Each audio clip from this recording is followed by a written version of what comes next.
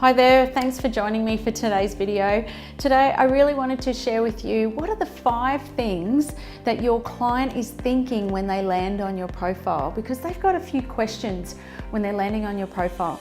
They only look at your profile for about 4 seconds, 3 or 4 seconds, before they'll either bounce off and go and look at somebody else's, or they'll be engaged and want to read more. So we have to make it compelling, we have to make it captivating so that it engages them and they think, wow, this is exactly the type of person who I have been looking for to help me. Now, the advantage over LinkedIn versus a website is that there's a lot of information that can be put in front of somebody or your viewer very quickly. Whereas when they go to a website, I have to navigate across all these areas. So the 5 things that a client is looking for when they're on your profile, the 5 questions they're asking. Number 1 is, why should I care? Why does what you do matter? So for example, I've recently worked with a research institute.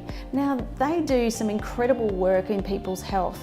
You know, it was something like X amount of percentage of people over 55 have diabetes. This is why the work I do as a researcher matters. So in your case, if I went onto your profile, I'd want to know, why does what you do matter? So in my case, the reason why I do what I do is because 90% of a customer decision is made before they get in contact with you, and 10 pieces of content are consumed before they make a decision. So that's why what I do matters. So why does what you do matter? The second question that they have is, what makes you different? What makes you so special? What makes you unique? And the reason why this is so important is called positioning. So if you are not an expert in your field, or if you are, your certain background relates to why you're so good at what you do, because your positioning around what makes you unique and what makes you different is going to set you apart and is going to have them in their mindset that you are the right person for them.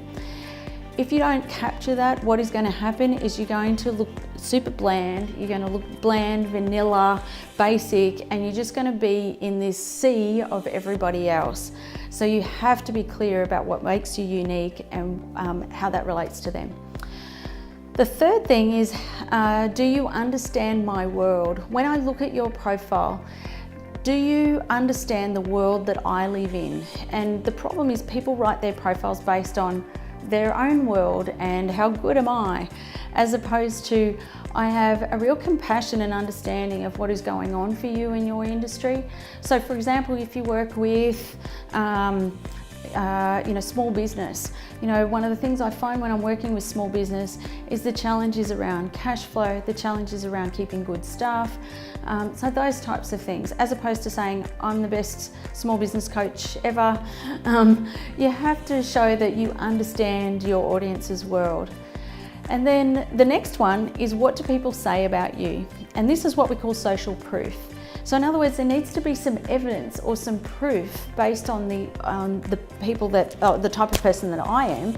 If I can't see some social proof or some validation or some reinforcement that you would work with someone like me, and what do people say about you, I'm not going to have enough trust in your profile. And in which case, I'm just going to bounce off and I'll go and have a look at somebody else. So what do people say about you? So some social proof. And then the last one is, how do I get in contact with you? It astounds me the amount of profiles that I work with clients who do not have contact information on their profiles. It's probably hidden way down the bottom, or it's hidden in the contact area, and I can only find that information out if I'm a first level connection with you. So if I can't get in contact with you, people are generally pretty lazy. I'm not going to go off and go to your website and things like that. And it's not as inviting.